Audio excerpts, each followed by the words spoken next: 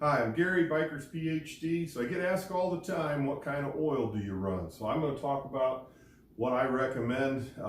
You follow your own year's manual if you got warranty or whatever. So I don't want to mess that up, but I'm just going to tell you how I found out what oil I got, what I run, my own personal bikes, what I like to recommend you run, why I like to recommend it, how I found it. I'm also going to give some tips at the end on changing your oil. There's a few things maybe you don't know that you should know or you might be interested in. So if you haven't subscribed, hit the subscribe, the like button. I want to thank everybody that's sharing these videos and calling in. Wood, you want to come up here? Say hi to everybody. This is my dog, Woody. He's my big helper. So anyway, we'll get started here. So the engine oil that I like to run is Bel-ray. And the way I found this oil was I had a dyno, and we would put a bike on the dyno, we would put oil in it and try it, change the oil, keep trying different oils, okay? And then once we found that Bel-ray was making the most horsepower out of any of the oils we tried, we'd do back to back. So we'd drain it out, put something else in, and put it back in, back and forth a few times. And we've always had the best results with Bel-ray. Maybe you'll find it, maybe you won't. So I started doing a lot of research on the Bel-ray oil, okay? And some of the stuff I found out on Bel-ray is it's the only oil that I have found that is basically made here in the United States, okay? It's pumped here in the United States. It's refined here in the United States. The bottle is made here in the United States. The labeling is made here in the United States. A lot of them may say they're made in the United States, and the box that it came in was made in the United States, but that's about all they are. There's a lot of trickery going on. Just because something says it is what it is, that doesn't mean it is what it is. And the other thing is, Bel-ray oil is the only oil that I have found that is actually will pass the European standard. That's why if you look at the label, it's got all these different things. You can sell this anywhere because it passes European standards. Are the toughest in the world. Just to give a generic example, what that means is they have a rod that spins. They have two others that come in on it, oil pullers and they keep pressing more and more pressure. Most oils that you're going to buy break that rod around 600 to 900 psi. It has to go over 2500 psi to pass the European standards. Bel-ray's petroleum-based oil passes the European standards, so it can be sold anywhere. And like I said, it's the only U.S. oil. It's the one that I found made the most horsepower on the dyno. It's what I recommend. So, okay, they also have. That's just petroleum-based oil, okay? And I'll leave links in the description. I got a bunch of oils here. I'm gonna leave links in the description below what all I recommend. If you want to use that, fine. If you don't, that's fine too. I'm not here to argue about oils, just giving you my opinion on it. So they also do have a synthetic oil. It's a semi-synthetic. Now, one of the things they label theirs, it's 45% synthetic, the rest of it's petroleum-based.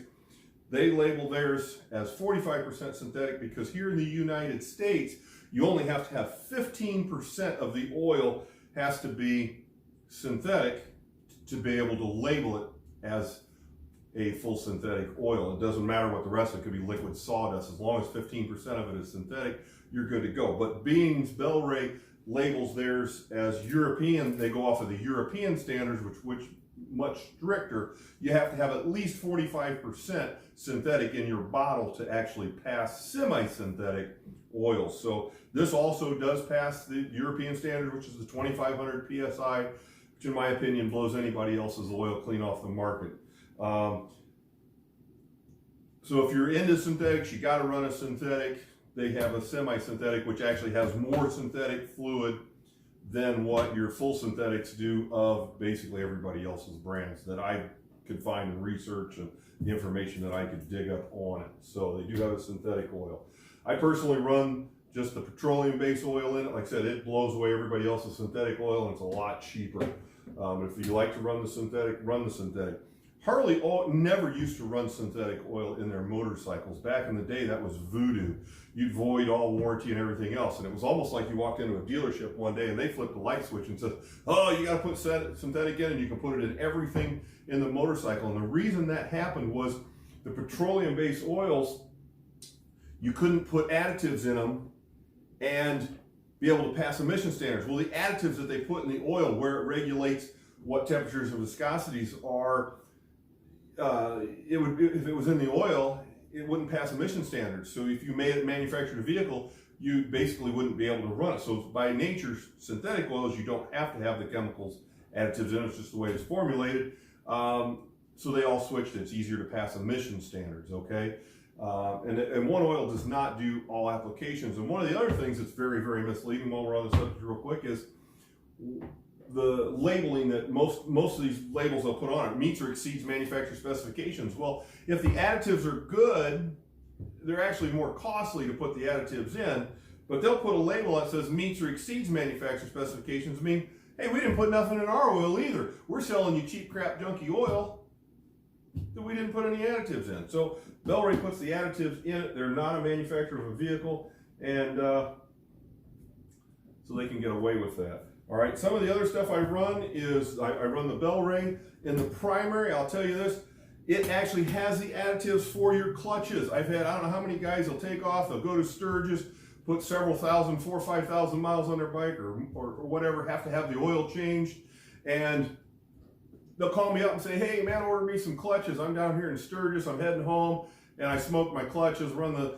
snot out of my bike, and now the clutches are bad. And I'm like, you're kidding me, what's going on? You know, so I ask them questions. Oh yeah, I changed the oil. I said, you get back home, put the Bel-ray back in it, and we'll see what happens.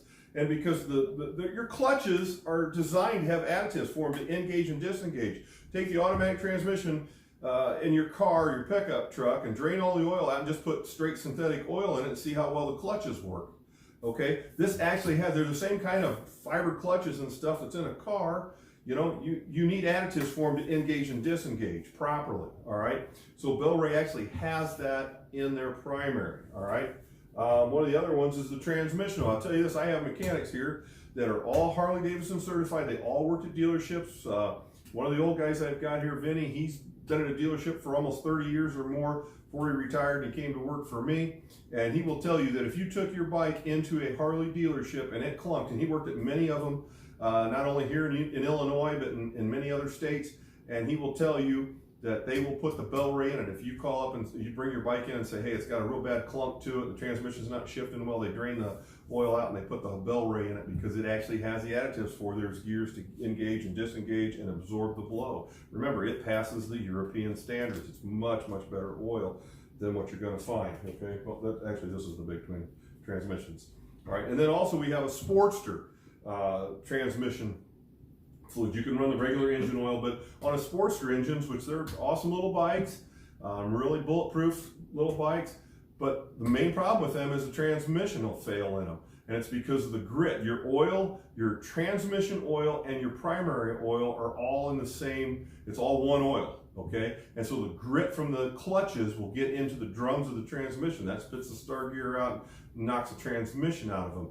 So we actually have a transmission fluid. It helps to reduce that because it's got the added stuff in your transmission. But I would recommend always, always, always change your transmission fluid if you've got a Sportster at 3,000 miles to get that dirt and that grit out of there. So, okay, so I said I'd give you a few tips or tidbits, I guess, whatever you want to call it, about changing your oil.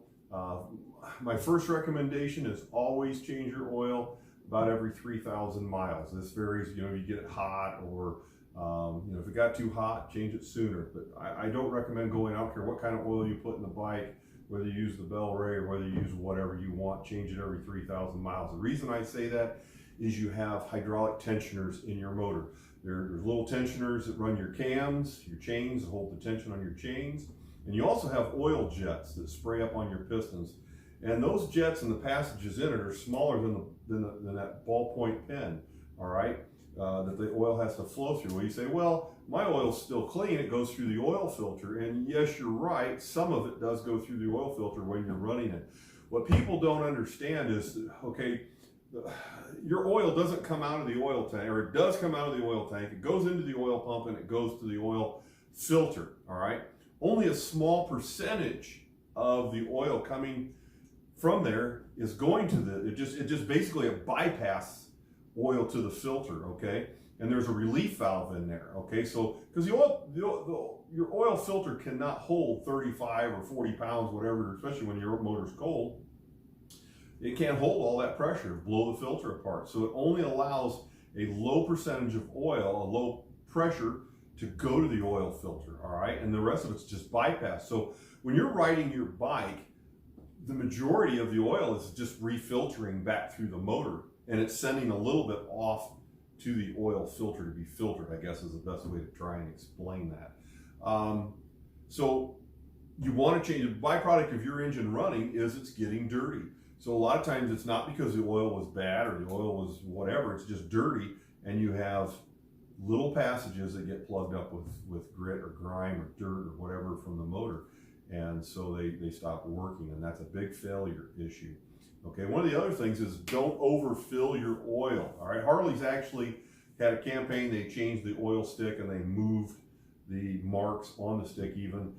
Some of the bikes, I don't know what years or whatnot, but bottom line is if it says full, you want to be about in the middle, all right? Because that hot, usually the full mark is hot, and that means you just got off your bike running at about, you know, whatever your speed limit is for an hour, and you pull off the side of the road and you check it and it's hot and it should be somewhere close to there. But you're better off here. Here's how this works, okay? Your engine is a dry sump engine.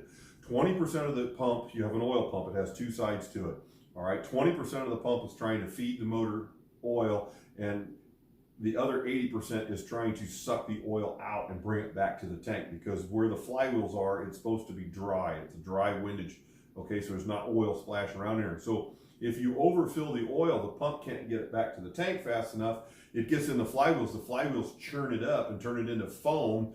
Foam is not good for removing heat from the engine, and foam is not a very good lubricant. Even though it's oil, foamy oil, it's not a very good lubricant, okay? So overfilling the oil is more detrimental, in my opinion, than running at a half a quart low. I always fill it up on my personal bikes. I don't ever go past the half a quart, you know, add half a quart. I never go past that, okay? Whenever I change it. The other thing is very, very important on changing your oil is get the bike good and hot, just because of that sump we're talking about. When your bike sits, there's oil coming out of that tank, and there's just a little ball and a spring, and the oil leaks back into the lower end. Now the newer bikes aren't as bad as some of the older bikes, but there again, you still can have oil in that case, in your engine case, that you don't want. You're not going to get it drained out because you're draining the tank. Okay, so you want to get the engine really good and hot, and then once you shut it off, then drain the oil. That helps get the dirt out of the engine better. It helps to get all the oil out of the engine instead of leaving some in your crankcase. All right, so always do that. I always change my primary oil every time I change my engine oil. Every 3,000 miles, I change my engine oil. Every 3,000 miles, I change my primary oil. Your primary oil is the dirtiest oil in your motorcycle. You've got all your brake dust and grit and grime in there. So I always change it whenever I change my engine oil. I just always change my primary oil. As far as the transmission goes, I go every other. It'll go a lot longer than what any of the other ones will. So you can go 6 or 8, 10, whatever you want, you know, somewhere in that neighborhood, in my opinion. I change mine every other time, just that way I remember. I change my primary and my engine oil every time, change my transmission every other time. Just keeps it simple for me. So that's about it. God bless you. Have a great day. Thanks for watching. Share these with a friend. Hit the subscribe and the like button. Have a great day. Thanks.